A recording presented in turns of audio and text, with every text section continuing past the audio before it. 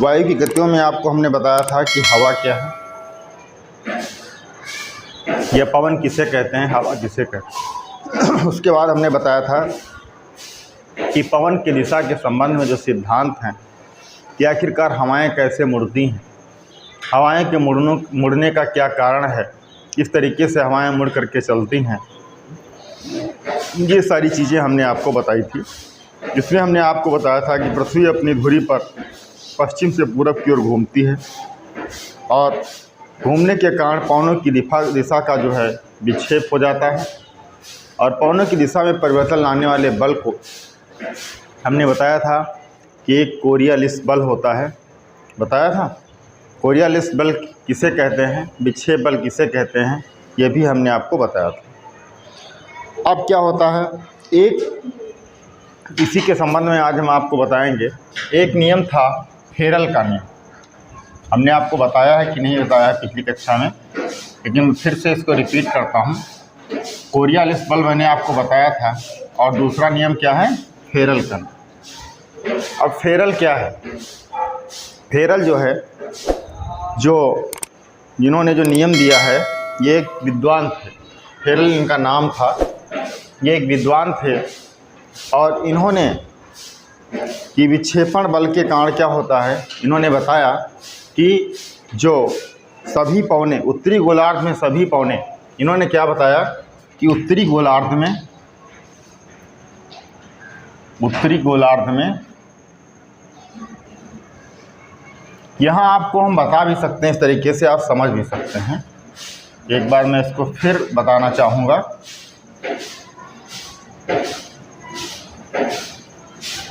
कि उदाहरण के लिए आप मान लीजिएगा ये आपका ग्लोब, ठीक है, ये क्या है आपका ग्लोब, और ये 0 डिग्री रेखा है जिसको हम क्या बोलते हैं, भूमध्य रेखा बोलते हैं। क्या बोलते हैं, भूमध्य रेखा बोलते हैं, इक्वेटर लाइन बोलते हैं, और या विषुवत रेखीय रेखा भी इसको बोलते हैं। क्या बोलते हैं, विषुवत रेखा भी इसको बोलते हैं। यहाँ तक की बात समझ में आ गई आपका। इधर से जो इधर का एरिया है जिसको आप देख रहे हैं, ये वाला एरिया जो आपको साइडो दिख रहा है वाइट कलर में, देख पा रहे हैं आप इसको, ये जो चीज़ आप देख रहे हैं ये हमारा क्या है, ये क्या है, ये हमारा उत्तरी गोलार्ध। क्या है, उत्तरी गोलार्ध है। अब यही फेरल के नियम को हम आपको समझाना चाह रहे हैं, इसलिए हमने इसको बनाया है। और उदाहरण के लिए मान लेते हैं ये हमारा नीचे जो येलो कलर का है जिसको हम देख रहे हैं, ये जो येलो कलर का शेडेड भाग जो आधा पार्ट दिख रहा है आपको, ठीक है, इस पार्ट को हम क्या देख रहे हैं, इसमें ये हमारा क्या है, ये दक्षिणी गोलार्ध है। क्या है, क्या है भाई, ये दक्षिणी गोलार्ध। क्या है, दक्षिणी गोलार्ध है। अब आपको पता चल गया कि ये भूमध्य रेखा है, विषुवत रेखा है, इक्वेटर लाइन है, और इसके जितना भी ये 0 डिग्री है, इसके जितना भी ऊपर का ये वाला भाग है ये उत्तरी गोलार्ध है, और नीचे का भाग क्या है, दक्षिणी गोलार्ध। यहाँ तक की बात स्पष्ट में समझ में आ गई। अब फेरल ये कहता है कि उत्तरी गोलार्ध में सभी पवने अपनी दिशा से दाहिनी। अब यहाँ पर जो है फेरल ये बता रहा है कि ये उत्तरी गोलार्ध है, उत्तरी गोलार्ध की क्या कह रहा है, सभी पवने, क्या कह रहा है, जितनी भी पवने हैं सभी पवने क्या कर रही हैं, उत्तरी गोलार्ध की सभी पवने अपने दिशा से दाहिनी, अपने दिशा से दाहिनी या पश्चिम, क्या है, या पश्चिम, ठीक है। उत्तरी गोलार्ध की फेरल बता रहे हैं कि उत्तरी गोलार्ध की जितनी पवने हैं वो क्या हो रही हैं, अपनी दिशा से दाहिनी पश्चिम की ओर, और दक्षिणी गोलार्ध की ये क्या है, दक्षिणी गोलार्ध है, ये क्या है, दक्षिणी गोलार्ध है। अब दक्षिणी गोलार्ध की क्या कर रही पौने, जो दक्षिणी गोलार्ध की पौने हैं ये क्या कर रही हैं, ये बाईं किधर तथा किधर मुड़ जाती हैं, तथा दक्षिणी गोलार्ध में बाईं ओर, यहाँ क्या मुड़ रही थी, दाहिनी ओर मुड़ रही थी, ठीक है। और दक्षिणी गोलार्ध में बाईं ओर, कहाँ मुड़ जाएंगी, बाईं ओर मुड़ जाएंगी, बाईं ओर पश्चिम दिशा में ये भी मुड़ जाएंगी। कहाँ मुड़ जाएंगी, बाईं ओर पश्चिम में मुड़ जाती हैं। कहाँ मुड़ जाती हैं, पश्चिम में, ठीक है। ये क्या हो रही हैं, ये दाहिने मुड़ रही हैं पश्चिम में उत्तरी गोलार्ध की पौने, और दक्षिणी गोलार्ध की कहाँ मुड़ रही हैं, बाईं ओर मुड़ रही हैं, दक्षिणी गोलार्ध की मुड़ जाती हैं। इसी आधार पर फेरल नामक विद्वान ने पवन की दिशा में अपने मत का प्रतिपादन किया था। इसलिए फेरल का नियम जो है ये हवाओं के मुड़ने से संबंधित नियम है, जिसमें हवाओं के मुड़ने के विषय में बताया गया। अब आज हम बात करेंगे, ये तो कोरियालिस बल हो गया था, हमने बताया था आपको, बताया नहीं बताया था, और उसके बाद हमने आज आपको बता दिया फेरल का नियम, ठीक है। और हवाएं किस तरीके से उत्तरी गोलार्ध में अपने दाहिने पश्चिम मुड़ती हैं और दक्षिणी गोलार्ध में अपने बाईं ओर पश्चिम की ओर मुड़ जाती हैं। और ये भूमध्य रेखा है, उत्तरी का गोलार्ध उत्तरी गोलार्ध और दक्षिणी का गोलार्ध ये दक्षिणी गोलार्ध, ठीक है। यहाँ तक की चीज़ समझ में आ गई, आप गोलार्ध समझ गए कि इस 0 डिग्री भूमध्य रेखा से जो उत्तर का क्षेत्र है, आधा क्षेत्र उत्तरी गोलार्ध है और ये दक्षिणी गोलार्ध। यहाँ तक की बात आपकी स्पष्ट समझ में आनी चाहिए। अब बात करते हैं पवनों के प्रकार की, कि जो पवन हैं, जो पवनों के प्रकार हैं उसके विषय में हमको पढ़ना है कि पवन कितने प्रकार के हैं। अब चर्चा करेंगे हम पवनों के प्रकार। अब पवनों के प्रकार क्या हैं? पवन 2 प्रकार की होती हैं। एक तो स्थायी पवन होती है, जिसको सनातनी, स्थायी या नियतवाही पवन बोलते हैं। क्या बोलते हैं? सनातनी, स्थायी या नियतवाही पवन बोलते हैं, जो एक निश्चित क्रम की ओर अपना चलती रहती हैं। कुछ पवन ऐसी होती हैं, अस्थायी पवन होती हैं, जिनकी दिशा में परिवर्तन होता रहता है। किसी विशेष स्थान से चलने वाली विशिष्ट हवाओं को, अब क्या बताया हमने? स्थानीय पवन। अब यहाँ पर ये हम बिगाड़ सकते हैं ना। अब यहाँ पर देखिएगा,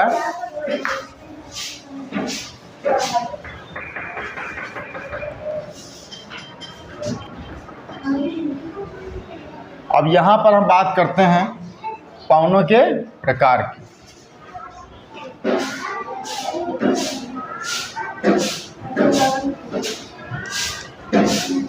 अच्छे से समझ में आना चाहिए। पवनों के प्रकार में जो बात की गई उसमें यह कहा गया कि स्थायी पवन क्या है, स्थानीय पवन क्या है। नंबर 1 हम बात करते हैं स्थानीय पवन।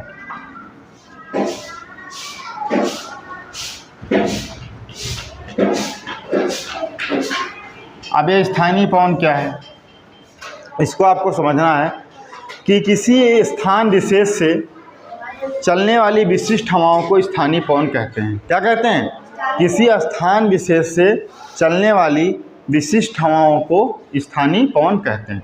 अब कोई पूछता है कि स्थानीय पवन क्या है, तो आप कह सकते हैं किसी विशिष्ट स्थान से चलने वाली स्थानीय पवन को हम क्या कहेंगे?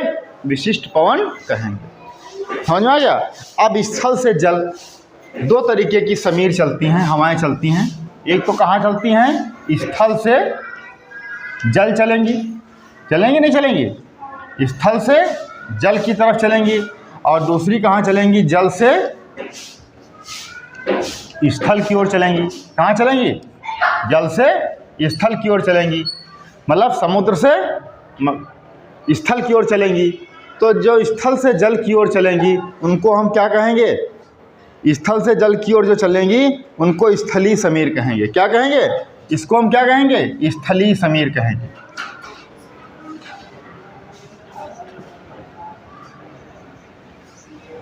क्या कहेंगे? स्थलीय समीर कहेंगे। और इसको हम क्या कहेंगे? जलीय समीर कहेंगे। क्या कहेंगे? जलीय समीर माने क्या होता है? हवा। इसको हम क्या कहेंगे? जलीय समीर कहेंगे और इसको स्थलीय समीर कहेंगे। जो हवाएं स्थल से जल की ओर चलेंगी उनको हम क्या कहेंगे? स्थलीय समीर कहेंगे। और जो हवाएं जल से स्थल की ओर चलेंगी उन्हें हम जलीय समीर कहेंगे। दो चीज़ें आपकी समझ में आ गई कि स्थानीय पवन क्या है। एक निश्चित स्थान विशेष से चलने वाली विशिष्ट हवाओं को स्थानीय पवन कहते हैं। फिर हमने आपको बताया कि स्थलीय समीर समीर क्या है और जलीय समीर क्या है। इसको जलीय समीर क्यों कहते हैं, स्थलीय समीर क्यों कहते हैं? जलीय समीर इसलिए कहते हैं क्योंकि जल से स्थल की ओर चलती हैं हवाएं। स्थलीय समीर इसलिए कहते हैं क्योंकि स्थल से जल की ओर चलती हैं, इसलिए इनको हम क्या कहते हैं? स्थलीय समीर कहते हैं। अब पवन जिस दशा जिस जगह से शुरू होती है वहीं से उसका नाम पड़ जाता है। अब हवा का चलना जिस जगह जिस स्थान से शुरू होगा वहीं से क्या होगा? उसका नाम पड़ जाता है। ऐसी पवन जो ऐसी पवनें हैं, अब एक शब्द आएगा, इसको गृहीय पवन कहेंगे या स्थायी पवन कहेंगे। जैसे ये स्थानीय पवन है, ठीक है। अब एक क्या कहेंगे? गृहीय पवन कहेंगे या क्या कहेंगे? स्थायी पवन कहेंगे। क्या कहेंगे? स्थायी पवन कहेंगे। अब यहाँ क्या है इसको समझना है, ठीक है, कि ये कौन सी चीज़ है। गृहीय पवन क्या है और स्थायी पवन क्या है। ऐसी पवन जो वर्ष भर एक निश्चित दिशा में क्या करती हैं? ऐसी पवन वर्ष भर जो एक निश्चित दिशा में चलती हैं। यहाँ पे लिख सकते हैं ऐसी पवन जो वर्ष भर एक निश्चित दिशा में चलती हैं, निश्चित दिशा में चलती हैं, उन्हें क्या कहते हैं? गृहीय पवन या स्थानीय पवन कहते हैं, ठीक है। क्या कहेंगे उन्हें? उन्हें गृहीय पवन या स्थानीय पवन कहेंगे जो वर्ष भर एक निश्चित दिशा में चलती हैं। यहाँ तक की समझ में आ गई। इसके विपरीत पवनों की दिशा में मौसम के अनुसार परिवर्तन होता रहता है। क्या होता रहता है? मौसम के अनुसार परिवर्तन होता रहता है। कहाँ परिवर्तन होता रहता है? पवनों की दिशा में। यहाँ से मैं ऊपर साफ कर लूँ ना, ये चीज़ समझ में आ गई। अब यहाँ पे देखिएगा क्या हो रहा है कि पवनों की दिशा में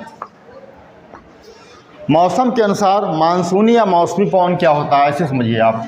यहाँ पे लिखते हैं मानसूनी या मौसमी पवन।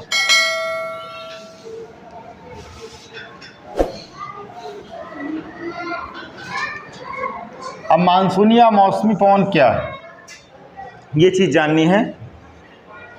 जिन पवनों की दिशा में मौसम के अनुसार परिवर्तन होता रहता है। क्या होता रहता है? जिन पवनों की दिशा में मौसम के अनुसार परिवर्तन होता रहता है।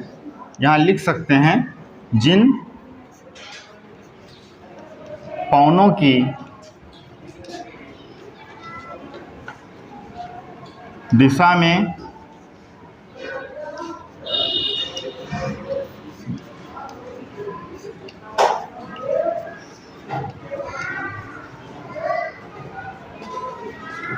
मौसम के अनुसार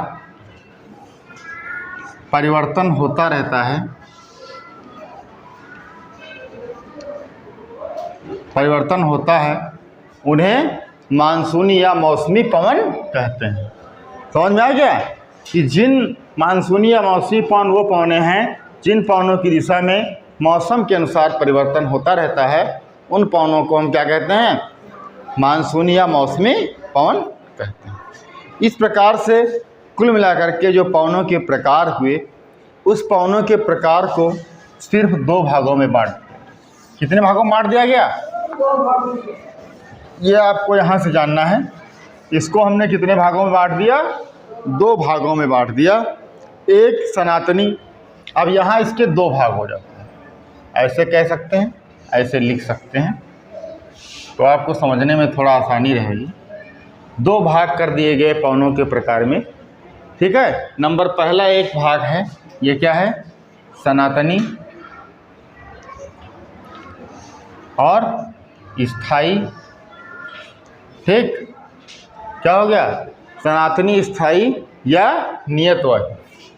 सनातनी कहें या स्थायी कहें या नियतवाही कहें। यानी नियतवाही मतलब क्या है? एक निश्चित दिशा की ओर ये चलती हैं, ठीक है, इनकी दिशा में परिवर्तन नहीं होता है, इसलिए इनको ये पवन या पवने कहते हैं, ठीक है। दूसरा वाला जो भाग हमारा यहाँ पर है, दूसरा पार्ट पवन का है, ये है अनिश्चित, अस्थायी। ये क्या है? अनिश्चित हैं, इनकी दिशा में परिवर्तन हो जाता है, इनका चलना न चलना कोई ज़रूरी नहीं है।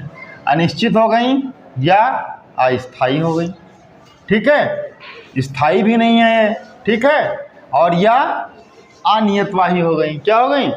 अनियतवाही पवने, ठीक है, इनकी दिशा में का कोई भी निर्धारण निश्चित नहीं है। अनियतवाही पवने। कभी कभी देखते हो पछुआ चल रही है, कभी पूर्वैया चल रही है, कभी उत्तरारी चल रही है, कभी दक्षिणारी चल रही है, चलती नहीं चलती रहती। तो ऐसी हमारे क्या है, इस प्रकार से हम जब पवनों की प्रकार की बात करते हैं तो संपूर्ण पवनों को, प्रकार को, जिसमें हमने आपको बताया कि बहुत सारी चीज़ें हमने डिफिनेशन से समझाया भी, उसी में पवनों को सिर्फ दो भागों में बांट दिया गया। उनके गुण और धर्म के आधार पर उनको दो भागों में बांट दिया गया। पहली पवन को कहा गया स्थायी पवन या नियतवाही पवन, ठीक है। क्या कहा गया? स्थायी पवन या नियतवाही पवन, ठीक है, या सनातनी पवन, ठीक है।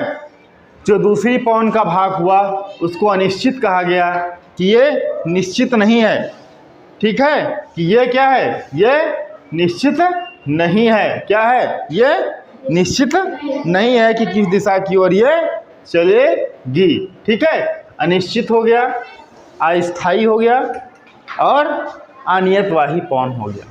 इस प्रकार से पवनों का के जो प्रकार हैं इनको दो भागों में बांट दिया गया। तो हमने आज आपको ये बताया कि विक्षेप बनकर के वायु कैसे मुड़ती है। आप यहाँ देख रहे हैं ये उपध्रुवीय दाब है, ठीक है, यहाँ पे उपोष्णकटिबंधीय दाब है, ये विषुवतरेखीय भाग है 0 डिग्री के बीच। तो इनकी दिशाएं क्या हो रही हैं? उत्तरी गोलार्ध में, ठीक है, सभी पवने दिशा क्या कर रही हैं? अपने दाहिने की तरफ, पश्चिम की तरफ मुड़ रही हैं, और ये दाएं हवा किधर मुड़ रही हैं? अपने से बाईं ओर मुड़ रही हैं। किधर मुड़ रही हैं? अपने बाईं ओर पश्चिम की तरफ मुड़ रही हैं। तो ये चीज़ें आपकी समझ में आ गई यहाँ से लेकर के यहाँ तक जो हमने आपको बताया। अब ये जो पवने दो प्रकार की पवने हो गई, इन पवनों में कौन कौन सी पवने हैं जिनको स्थायी पवन बोलते हैं, नियतवाही पवन बोलते हैं, सनातनी पवन बोलते हैं, ये आपको हम कल बताएंगे। और कौन कौन सी ऐसी पवने हैं जिनको हम अस्थायी पवन बोलते हैं, अनियतवाही पवन बोलते हैं, अनिश्चित पवन बोलते हैं, वो कौन कौन सी पवने हैं। आज का जो टॉपिक हमारा है ये सिर्फ इतना ही रहेगा। कल जब हम आपको पढ़ाएंगे तो उसमें चर्चा करेंगे स्थायी या नियतवाही पवन के विषय में कि ऐसी कौन कौन सी पवनें हैं जिनको हम स्थायी या नियतवाही या सनातनी पवनों के नाम से जानते हैं। मैं आशा करता हूं कि आप सभी लोगों की समझ में इतना आ गया होगा जो हमने पढ़ाया है। अगर किसी की समझ में नहीं आया है तो आप इससे पूछ लीजिएगा हमसे, हम आपको दोबारा बता देंगे। सबकी समझ में आ गया है एकदम? ठीक है।